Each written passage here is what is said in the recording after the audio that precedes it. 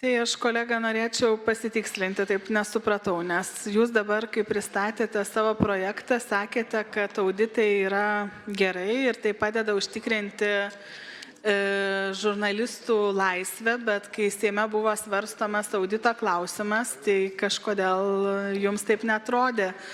Tai nuo ko ta nuomonė tuomet priklauso?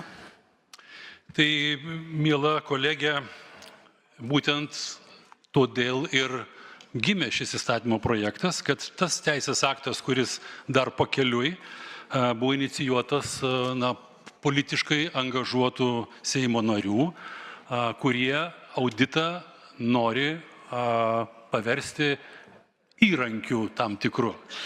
Mesgi teigiame, kad taip, auditas jis turi būti, be jokios abejonės, bet kad jis nebūtų proginis, o būtų įstatymų įteisintas, įtvirtintas ir kad jis nebūtų naudojamas kažkokiem tai politiniam tikslam arba kerštams vykdyti.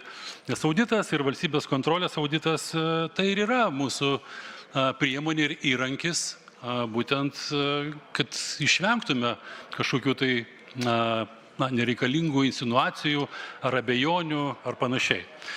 Taigi, įstatymas, aš manau, kad turi didesnę galią negu koks nors proginis Seimo nutarimas ir įtvirtinę šią